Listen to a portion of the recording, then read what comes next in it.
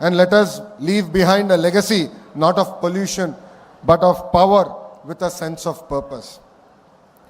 ఇప్పుడు ఇక్కడున్న రైతులందరినీ ఉద్దేశించి నేను మాట్లాడాలనుకుంటున్నా. 2014లో రాష్ట్ర విభజన జరిగినప్పుడు కట్టుబట్టలతో మెడబట్టి మనం బయటికి గెంటేశారు. రాజధాని ఎక్కడ ఉండాలో కూడా చెప్పని పరిస్థితి. ఆనాడు చంద్రబాబు నాయుడు గారు ఆంధ్రులందరినీ ఒప్పించి ఒకే రాష్ట్రం ఒకే రాజధాని కానీ అభివృద్ధి వికేంద్రీకరణ నినాదం తీసుకున్నాం. దాంట్లో భాగంగా అనంతపూర్కి కియా మోటార్స్ని తీసుకొచ్చాం. ఆనాడే అనంతపూర్ జిల్లాకి జాకీ లాంటి పరిశ్రమలు తీసుకొచ్చాం. ఏకంగా అనంతపూర్ కర్నూలు జిల్లాని రెన్యూవబుల్ ఎనర్జీ హబ్గా తీర్చిదిద్దాల లక్ష్యంతో అడుగులు వేసాం, పునాదులు వేసాం. కానీ ఒక్క అవకాశం అన్న మాట ఎన్ని గడిచిన 5 సంవత్సరాలు రాష్ట్రం దారి తప్పింది. దానివల్ల తీవ్రంగా నష్టపోయింది ఆంధ్ర యువకులు. ఎక్కడ ఉద్యోగాలు ఉపాధి లేని పరిస్థితి. చాలామంది నన్ను అడిగారు, 5 సంవత్సరాలు మనం ఇబ్బంది పడ్డాం, మన దగ్గర బెంగళూరు లేదు, చెన్నై లేదు, హైదరాబాద్ లేదు, మన పరిస్థితి ఎలా ఉంటుందని. ఆనాడే వాళ్ళందరూ చెప్పా, మన దగ్గర ఒక బ్రాండ్ ఉంది, ఆ బ్రాండే గౌరవ ముఖ్యమంత్రి చంద్రబాబు నాయుడు గారు. ఈరోజు సిన్హా గారు ఇంత దూరం వచ్చి ఈ ప్రాజెక్ట్ ఆంధ్ర రాష్ట్రంలో పెడుతున్నారంటే దానికి కారణం మన బ్రాండ్ బాబు. ఈరోజు పెద్ద ఎత్తున టీసీఎస్ ఉత్తరాంధ్రలో పెట్టుబడులు పెడుతున్నారంటే దానికి కారణం ఒక బ్రాండ్, అది బాబు గారు. ఇట్లా పెద్ద ఎత్తున పెట్టుబడులు తీసుకొస్తున్నాం. గౌరవ మంత్రి గారు ఇప్పుడే చెప్పినట్లు బాబు సూపర్ 6లో తొలి హామీ 20 లక్షల ఉద్యోగాలు కల్పిస్తామని. దాంట్లో భాగంగా ఈ ప్రాజెక్ట్ మన ప్రాంతాన్ని తీసుకొచ్చాం. వెనుకబడిన రాయలసీమ జిల్లాకి ఈరోజు తీసుకొస్తాం జరుగుతుంది. ఇక్కడున్న రైతులందరినీ నేను మనస్ఫూర్తిగా అభినందిస్తున్నా. ఇక్కడ ప్లాంట్ వస్తుందంటే మీరు ముందుకు వచ్చి భూములు ఇచ్చారు. తద్వారా కనీసం 10,000 మందికి స్థానిక యువకులకి ఉద్యోగాలు ఉపాధి కల్పించే బాధ్యత తెలుగుదేశం పార్టీ తీసుకుంటుంది. గౌరవ ముఖ్యమంత్రి గారు ఒక టార్గెట్ పెడితే మేము అందరం సీరియస్గా తీసుకుంటాం. 78 గిగావాట్లు ఏకంగా ఆంధ్ర రాష్ట్రానికి తీసుకురావాలని చెప్పారు. విద్యాశాఖ మంత్రిగా నేను అధికారులకు ఆదేశాలు జారీ చేశాను. కంపెనీలతో సెంటర్ ఆఫ్ ఎక్సలెన్స్ ఏర్పాటు చేశాం. వాళ్ళకు కావాల్సిన దానికి మన యువకులను తీసుకుని ట్రైనింగ్ అందజేసి ఏకంగా వాళ్ళ కంపెనీలోనే ఉద్యోగాలు ఉపాధి కల్పించే బాధ్యత మేము తీసుకుంటాం. ఈ ప్రాజెక్ట్ వల్ల రాబోయే రోజుల్లో మన కరెంటు ఛార్జీలు తగ్గుతాయి. గడిచిన 5 సంవత్సరాలు 1 మెగావాట్ కూడా రాలేదు, 1 బ్యాటరీ స్టోరేజ్ సిస్టమ్ రాలేదు. గడిచిన 5 సంవత్సరాలు వాళ్ళు చేసిన తప్పుల వల్ల ఈరోజు మనందరం ఏకంగా భారం పడుతుంది, మన పైన పడింది. మనం డబ్బులు చెల్లించాల్సిన పరిస్థితి వస్తుంది. అందుకే ఇలాంటి ప్రాజెక్టులు తీసుకొచ్చి కరెంటు ఛార్జీలు తగ్గించే లక్ష్యంతో మీ ప్రభుత్వం పనిచేస్తుందని ఈ సభాముఖంగా తెలుపుతున్నా.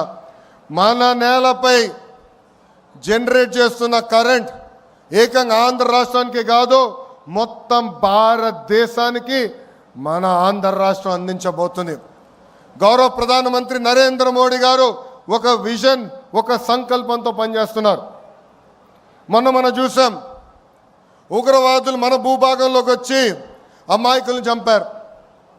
ఢిల్లీలో ఎంత పనున్నా అమరావతి పనులు తిరిగి ప్రారంభించేదానికి గౌరవ ప్రధానమంత్రి గారు పిలిస్తే ఆంధ్ర రాష్ట్రం, ఆంధ్ర ప్రజలు నన్ను పిలిచారు, నేను తప్పనిసరిగా వస్తున్నానని వచ్చి తిరిగి శంకుస్థాపన చేశారు.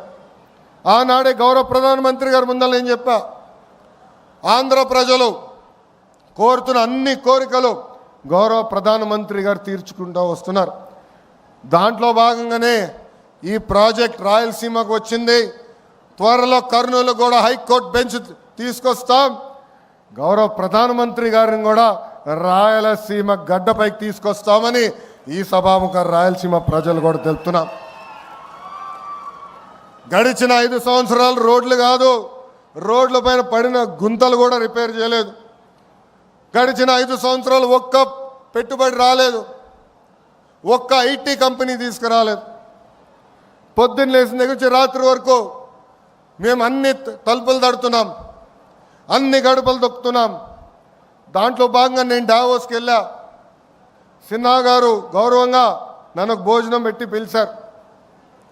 ఆ భోజనంలో ఆయన ఒకటే చెప్పారు, గడిచిన 5 సంవత్సరాలు ఎన్ని కష్టాలు పడ్డాం, కానీ ఈసారి బాబు గారు తిరిగి వచ్చారు, నువ్వు అడుగుతున్నావు, అందుకే నేను ఆంధ్ర రాష్ట్రంలో పెట్టుబడి పెడతా, ప్రత్యేకంగా రాయలసీమ ప్రాంతంలో పెట్టుబడి పెడతానని చెప్తాం జరిగింది. సిన్హా గారినే కాదు, టాటా సన్స్ చైర్మన్ చంద్ర గారిని కూడా కలిసా. 3 గంటల సేపు ఆయన ఆఫీస్లో నేను కూర్చుని మాట్లాడా. దాంట్లో భాగంగానే టాటా ఎనర్జీ వచ్చింది, టీసీఎస్ వచ్చింది, ఇంకా అనేక పెట్టుబడులు కూడా టాటా లాంటి సంస్థలు పెడుతున్నాయి. ఇవన్నీ మీకు ఎందుకు చెప్తున్నానంటే, ఇక్కడ చాలామంది నిరుద్యోగ యువతి యువకులు ఉన్నారు, తల్లిదండ్రులు ఉన్నారు. ఒక లక్ష్యంతో మేము పనిచేస్తున్నాం, ఒక కసితో మేము పనిచేస్తున్నాం. అది 20 లక్షల ఉద్యోగాలు ఆంధ్ర రాష్ట్రానికి తీసుకొచ్చేదానికి. డిఎస్సి నోటిఫికేషన్ ఇచ్చాం, 16,347 టీచర్ పోస్టులు కూడా వచ్చే నెలలో భర్తీ చేసే బాధ్యత కూడా కూటమి ప్రభుత్వం తీసుకుంటుందని ఈ సభాముఖ నిరుద్యోగ యువతి యువకులందరికీ హామీ ఇస్తూ, నాకు ఇంత అద్భుతమైన అవకాశం ఇచ్చిన మీ అందరికీ పేరు పేరున నా హృదయపూర్వక ధన్యవాదాలు తెలుపుకుంటూ, ఇలాంటి పెద్ద పరిశ్రమలు వచ్చినప్పుడు ఆహ్వానించాలి, పెట్టుబడులు పెట్టించాలి. సమస్యలు ఉండొచ్చు, మేమందరం ఉన్నాం పరిష్కరించేదానికి. గౌరవ శాసనసభ్యులు ఉన్నారు, మంత్రి గారు ఉన్నారు, నేనున్నాను, మీకు అండగా నిలబడతాం, మీ తరపున మేము మాడతాం. కానీ పెట్టుబడి రావాలి, పెట్టుబడులు వస్తేనే మన పిల్లలకి ఉద్యోగాలు వస్తాయి. దయచేసి ఇది అందరూ గుర్తుపెట్టుకోవాలని ఈ సభాముఖం మీ అందరు తెలుపుకుంటూ మీ అందరి దగ్గర నుంచి సెలవు తీసుకుంటున్నా. అందరికీ నమస్కారం.